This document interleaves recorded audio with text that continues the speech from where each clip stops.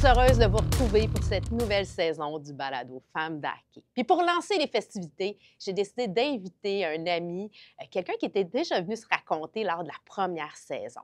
C'est d'ailleurs un retour au bercail pour lui. Ici Isabelle Etier et bienvenue sur le balado Femmes d'hockey présenté par IGA.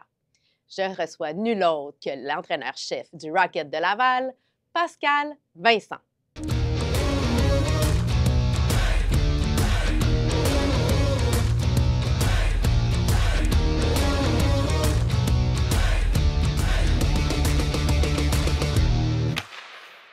Bonsoir, Pascal. Allô? Comment vas-tu?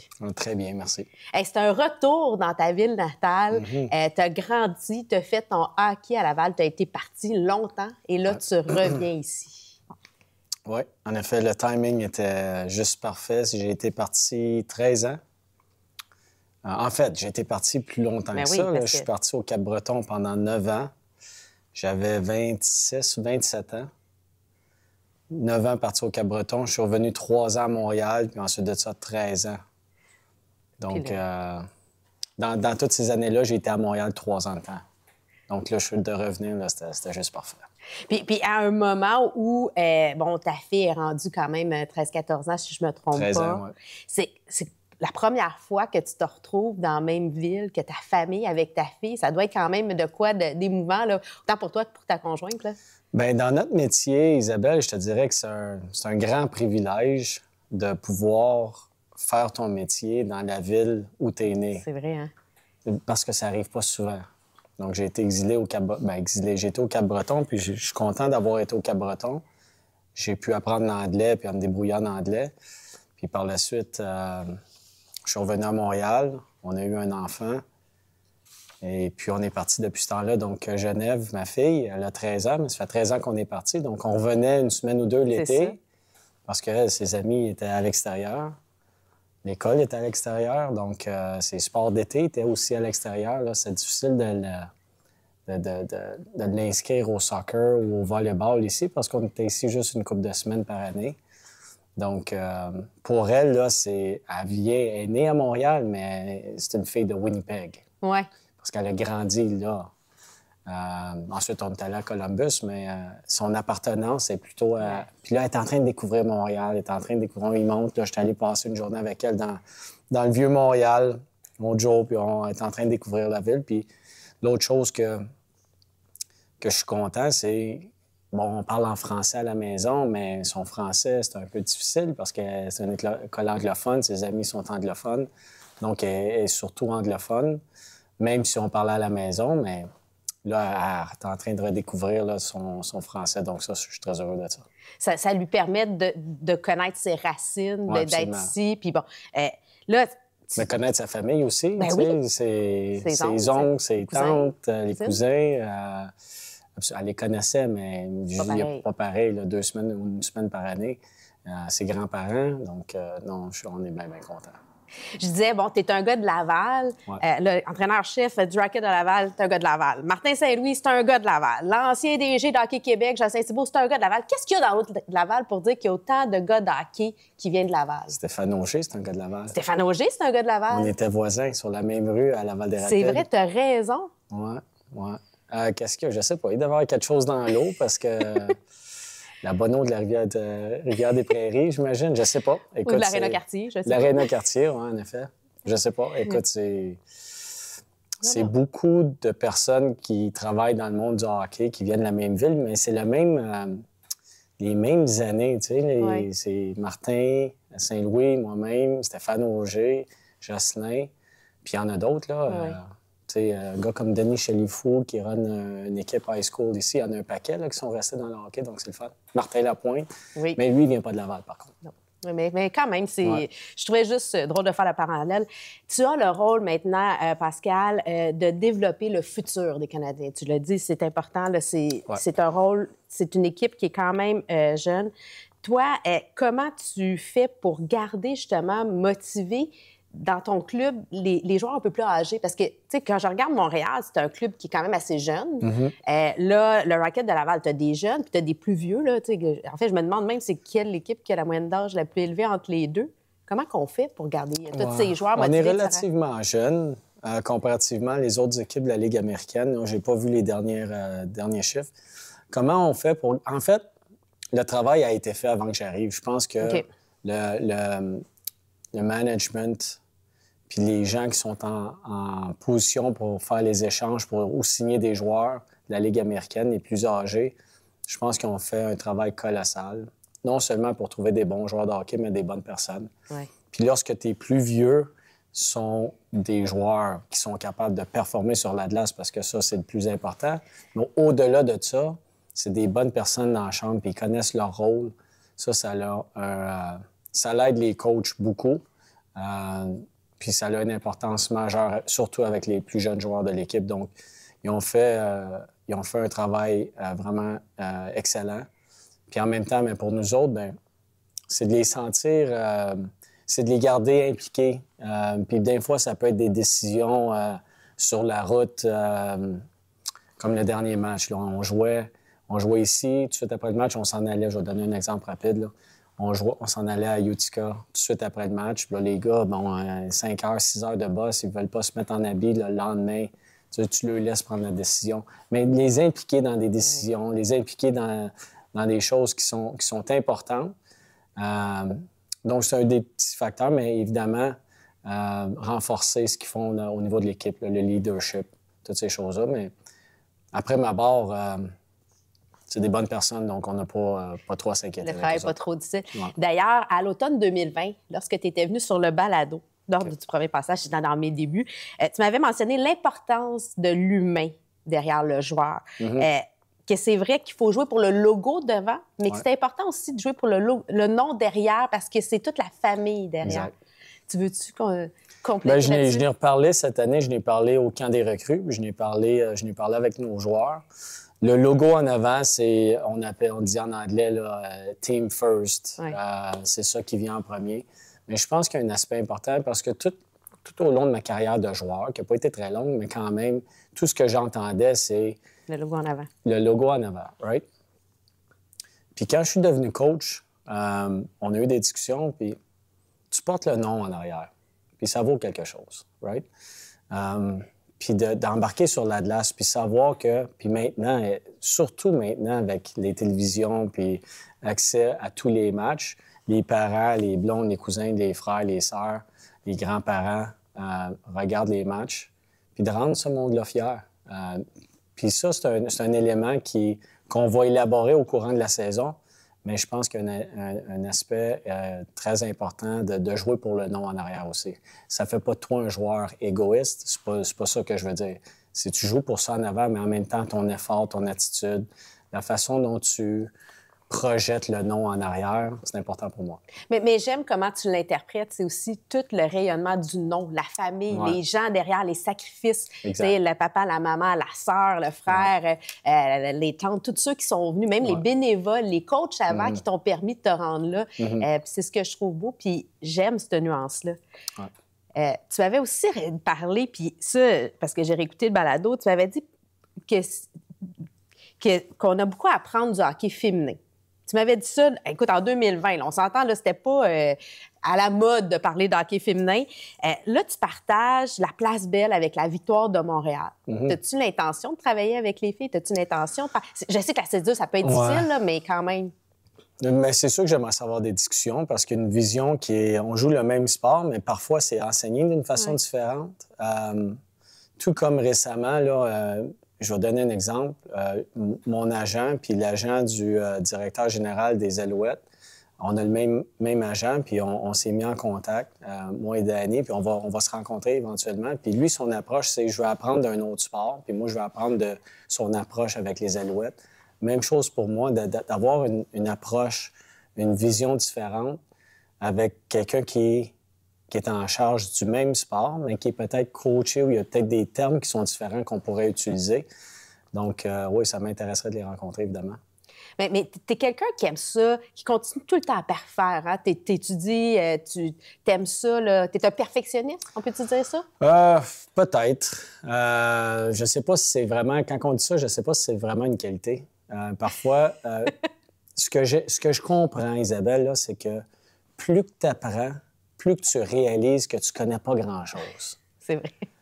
Donc, ça te pousse à continuer à évoluer.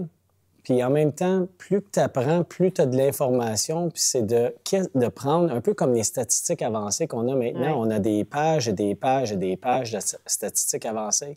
Puis il y en a, tu te dis, on n'a pas besoin de ça. Puis il y en a d'autres qui sont vraiment très importantes. Mais de trouver les statistiques qui sont importantes puis ceux qui ne sont pas importantes pour ton équipe, pour où tu es rendu dans ta saison, le type de joueur que tu as, ça, c'est le travail qui doit être fait. Donc, avec l'information puis l'éducation, c'est la même chose. T'apprends.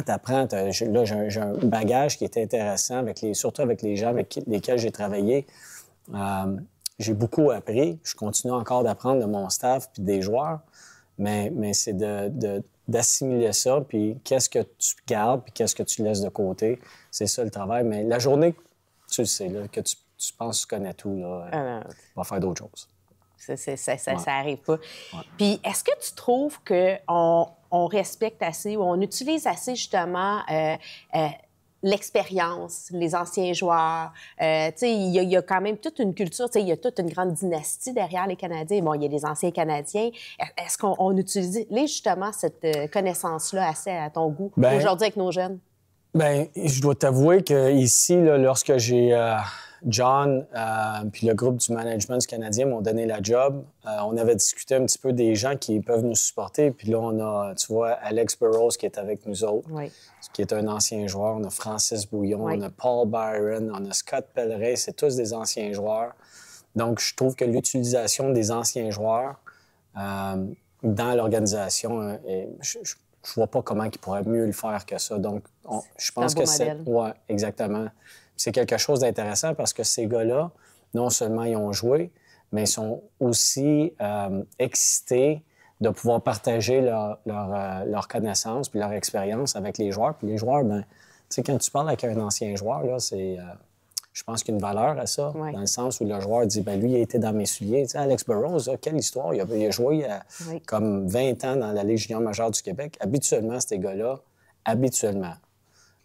vont peut-être universitaires ou peut-être en Europe, mais ils ne jouent pas dans la Ligue nationale. Après ça, il n'a pas été repêché dans la Ligue américaine. Après ça, dans la Ligue nationale, puis finit sa carrière avec les Sedins sur la première unité, sur l'avantage numérique. Donc, quand lui, il parle et il dit « Hey, sois patient, continue à travailler fort », il y a une valeur parce qu'il l'a vécu. Donc, l'utilisation des anciens joueurs, je trouve ici à Montréal, on fait très bien. C'est au-delà des statistiques. Puis là, tu m'avais déjà raconté aussi l'importance d'une rencontre que tu avais eue au niveau Pee-Wee avec un certain Mike Bossy, rien de moins. Comment tu peux transmettre ça aussi à tes jeunes aujourd'hui, d'être des modèles pour les plus jeunes? Parce que, bon, c'est sûr que lorsque tu es nouveau U13, U11, U15, bien, c'est de voir des joueurs plus... Bon, Mike Bossy, c'est un autre niveau, on s'entend, on n'a pas tout le temps la chance de voir des légendes, mais qu'on peut transmettre ça aussi avec nos jeunes. Bien, je pense qu'on fait un travail qui est très intéressant puis super important d'être des modèles pour les plus jeunes. Puis on a Fred qui est ici aujourd'hui, mais on a des rencontres. Les joueurs vont lire des livres dans des écoles primaires. Il va y avoir des rencontres dans des hôpitaux, j'imagine. Mais les gars sont relativement occupés. Je pense que c'est pas pour nous, là, cette partie-là, je pense pas que c'est pour nous, Isabelle, mais pour les joueurs, de redonner un petit peu aux plus jeunes qui regardent ces joueurs-là comme des héros. Mais surtout, notre travail à nous autres, je te dirais, c'est de leur faire prendre conscience que lorsqu'ils ont une présentation où ils vont assister, où ils se présentent à une école, que ces jeunes-là, c'est un gros moment pour eux autres. Puis ça se peut qu'ils s'en rappellent le restant de ces jours. Donc, présente-toi, fais-le comme il faut. Moi, je l'ai vécu, comme je t'avais conté avec Mike Bossy, là, puis c'était Pierre Lacroix qui était son agent à ce moment-là. Puis il jouait avec Éric puis Martin. Puis Mike Bossy s'était présenté à un party, je pense que c'était de Noël. Puis je me rappelle encore, écoute, c'était vraiment impressionnant. Donc, nos joueurs ont cette responsabilité-là. C'est le fun de jouer professionnel, c'est le fun d'être payé pour jouer au hockey, puis d'avoir une possibilité de jouer pour le Canadien, mais il y a des responsabilités qui sont très importantes pour nous, puis les gars le font bien. Puis toi, Pascal, le gars de hockey, là tu représentes le Rocket. Le nom, c'est Maurice Richard. Qu'est-ce que ça veut dire pour toi? Bien, écoute, je ne sais pas si j'ai des mots pour décrire ça. Je pense pas que j'ai... Écoute, Maurice Richard, j'étais en 3e année, puis je vais toujours me rappeler, on avait une classe, puis on parlait du Canadien de Montréal, puis comment, à ce moment-là, l'impact de Maurice Richard et des Canadiens de Montréal a également eu un impact sur la politique puis la culture québécoise. Donc, c'est plus gros que le hockey, Maurice Richard. Là. C'est un... je ne sais pas s'il y a de mots pour le représenter, mais de pouvoir, tu sais... Lorsqu'on sort de la chambre, il y a Maurice avec ses gros yeux méchants. Puis j'ai eu, justement, mon agent était ici dernièrement, puis j'ai montré la chambre. Puis on est arrivé devant la photo de Maurice, puis j'ai dit, pense-y, là. J'ai dit, quand tu t'en vas sur la glace, c'est lui qui te regarde dans les yeux. Comment tu peux pas être prêt pour embarquer sur la glace puis être motivé, tu sais? Fait que, non, écoute, de s'appeler le Rocket de Laval, mais que ça soit en l'honneur de Maurice Richard, c'est... il n'y a pas de meilleur nom que ça. Là. Puis tu as raison qu'on oublie, on se rappelle de ses performances sur la glace, mais Maurice Richard, c'est aussi toute cette bataille-là pour les droits aux francophones. Ouais. Puis là, tu travailles pour le Rocket, puis tu ramènes ta fille dans le milieu francophone. Oui. Bon. Hein? Ouais. Qu'est-ce qui nourrit ta passion, Pascal?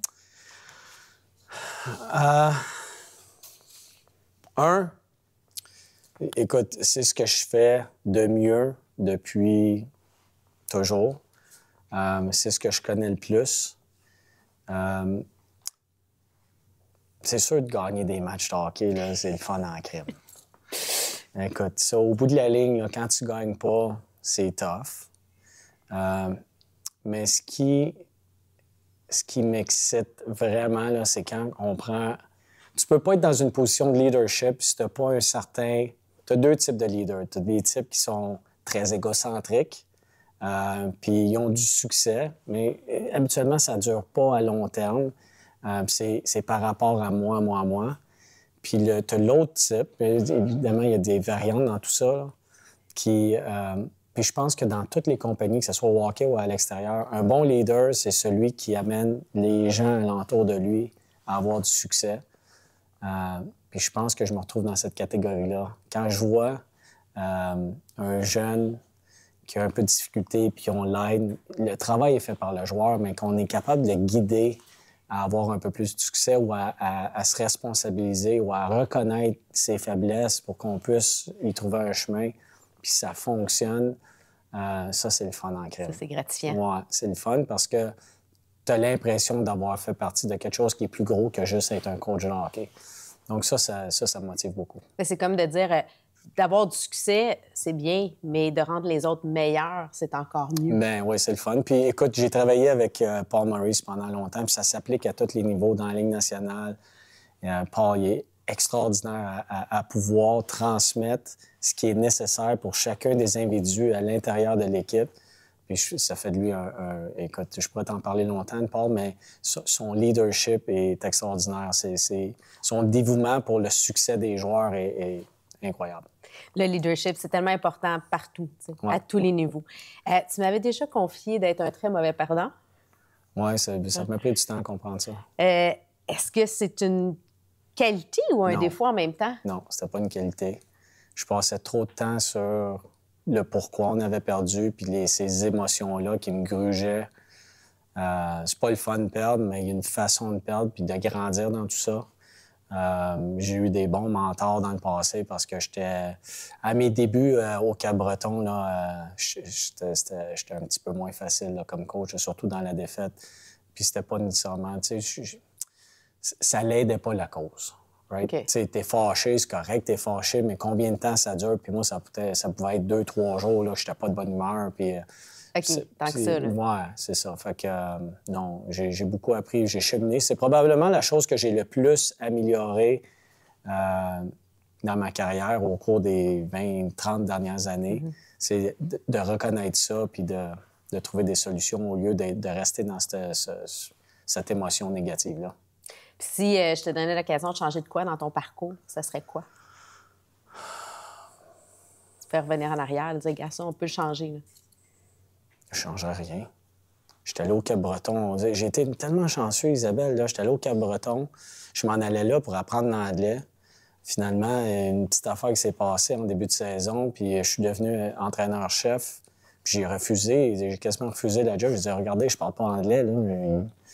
Finalement, les joueurs m'ont aidé. J'étais là 9 ans. 2 ans plus tard, j'étais entraîneur-chef et directeur général. Oui. Je suis venu à Montréal. C'était une décision qui était nécessaire à ce moment-là. J'ai rencontré d'autres bonnes personnes. Team Canada. Oui, c'est vrai. Au fil des années. Ensuite, Winnipeg, je ne changerais rien. Tu sais, mon expérience à Columbus, j'étais rendu à une étape où je me disais, la Ligue américaine, j'avais fait le tour, que je ne retournerais plus dans la Ligue américaine. Tu sais, je voulais retourner dans la Ligue nationale, puis j'avais cette opportunité-là, mais en même temps, j'ai tellement appris de mes 3 années à Columbus que je ne reviendrai pas en arrière. Ça a été des choses que je ferais différemment, par contre. OK. Mais le cheminement, là... On apprend hein, de ces épreuves-là. C'est incroyable. Oui, beaucoup. Si tu n'as pas ces épreuves-là, tu ne peux pas cheminer de la même façon, puis tu ne deviens pas l'humain que tu es aujourd'hui. Exact. Je suis d'accord avec toi. As-tu le temps de regarder un peu d'autres sports? Y a-tu d'autres sports? Non. Pickleball. Non, c'est le tennis. Je suis désolée, pas pickleball. On va faire un débat. Ouais. Ce serait quoi ton film de hockey, là? Toi, là? C'est quoi ton film fétiche? Mon film de hockey? Oui, quand tu étais plus jeune, quand tu avais le temps de regarder un peu de hockey, là? Tu veux dire un film? Un film, là. Ça... Ben, c'était Slapshot quand on était jeune. Là. Dans le junior, on regardait ça en reprise. Là. Je sais pas si vous l'avez vu. Là. Ben oui. Écoute, dans le junior, là, les longs voyages de boss, là, c'était Slapshot. Je sais pas, écoute, un moment donné, on connaissait quasiment le film du début à la fin. Là. T'es-tu prête à dire que Slapshot a été le film de hockey pour notre génération? Ouais. Puis là, après ça, c'est les Boys pour l'autre génération. Probablement, oui. Puis là, ben, il y a peut-être un autre film de hockey qui va sortir éventuellement. Peut-être. On va se mettre là-dessus. Mais ouais. Tir de barrage maintenant, des ceci ou cela, puis tu peux commenter, puis tu l'interprètes comme tu veux. D'accord. OK? Si je te demande attaque ou défense? Attaque. Attaque, pourquoi? Parce que tu gagnes avec l'attaque. Puis plus tu attaques, ça veut dire que tu es une bonne défensive. Moi, je suis... Puis même quand tu défends, il faut que ça soit agressif. Il faut que tu attaques l'équipe adverse et attaque. Attaque, all the way. Ouais. Rapide ou précis? Rapide. Rapide. Ouais. Il faut être rapide. Appeler ou texter?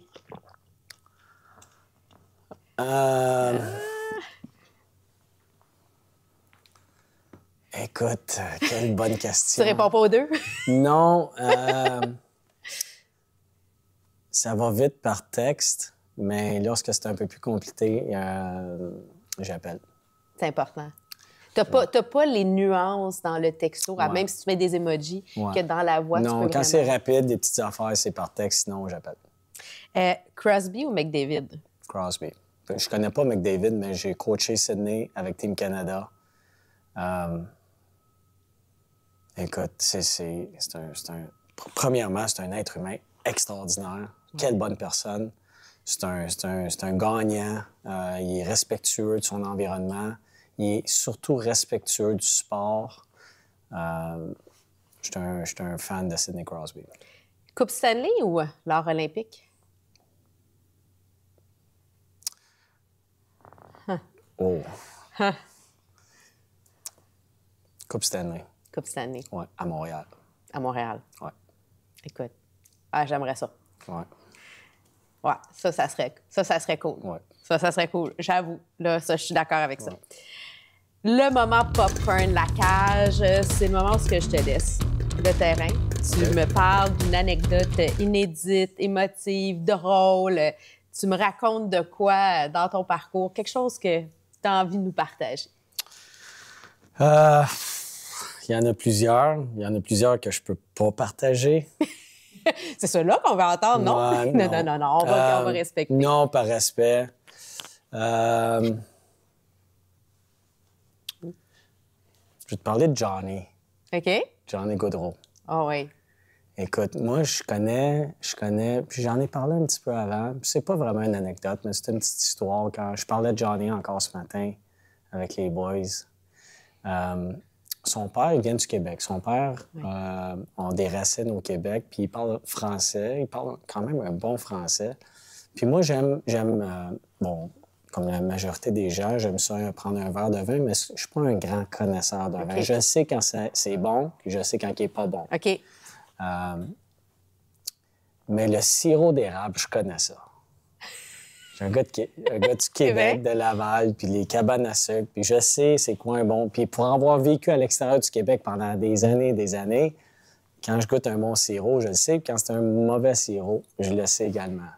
Donc, Johnny, sa première année, il arrive vers la fin de l'année avec des caisses de sirop d'érable. Oh. Je dis, qu'est-ce que tu fais avec ça, John? Il dit, mon père a des ancres aux États-Unis, proche du Québec, aux lignes, je pense que c'est dans le Vermont, je ne suis pas certain. Puis il fait du sirop d'érable, juste pour le fun. Puis il nous en amenait des... Puis là, j'ai goûté, puis c'était incroyable, c'était vraiment du bon. J'ai dit, John, ça, là, ça, c'est de la qualité. Fait que là, il a vu que j'aimais ça. Fait que son père, je l'avais rencontré plusieurs fois. Son père, j'ai une anecdote pour lui aussi.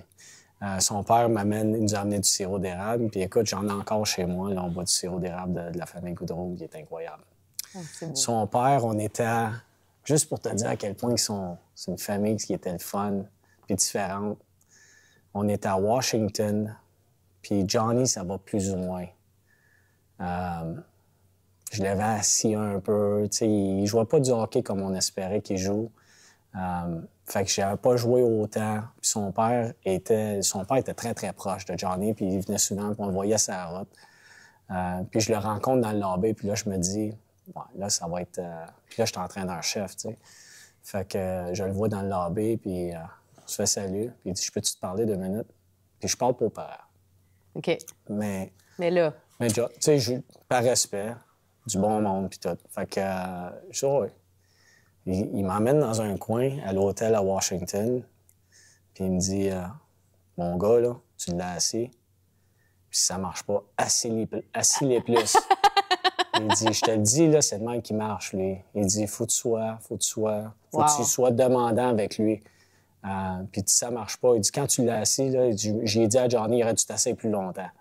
Fait que, ben, tu sais, du monde, puis Johnny, après ça, j'en ai parlé, puis il est parti à la radio. Il dit, c'est mon père, tu sais, là, il faut que la job soit faite. Puis, mais c'était d'une façon tellement respectueuse. Je peux pas t'expliquer l'histoire sans avoir le contexte, puis d'être là. Mais c'était fait d'une façon respectueuse. Et mon gars, là, tu t'attends beaucoup de lui, ouais, mais s'il marche pas, assis-le. T'as fait la bonne affaire. Mais c'est rare, tu sais. Ouais, Puis surtout la nouvelle génération de parents, là. En tout cas, il me semble que c'est pire qu'avant, là. C'est peut-être moi ou parce que je suis plus dedans. Mais c'est vrai qu'on n'apprend pas en gâtant. On apprend, tu sais, ça prend des épreuves. Puis on parle de Johnny Goudreau, là, c'est un excellent joueur. Bon, une triste histoire. On pense à lui, à sa famille. D'ailleurs, tu sais, ça a été tellement touchant. Mais c'est beau que tu nous racontes ça aujourd'hui. Puis, tu sais, le secret, c'est dans le sirop d'érable. Hein? On voit c'est dans le sirop d'érable. Buvez du sirop d'érable, ça va marcher. Hey, Pascal, merci d'être venu te raconter sur le balado Femmes d'hockey. On va suivre ta saison. On va s'espérer une Coupe Stanley. Mais on va commencer par la Coupe Calder. En chemin. Toujours une belle rencontre lorsque je m'entretiens avec Pascal Vincent. Je ne sais pas pour vous, mais moi, j'ai retenu plusieurs citations. Et soyez avec nous la semaine prochaine, car on reçoit nul autre que Capitaine Canada, Marie-Philippe Poulin.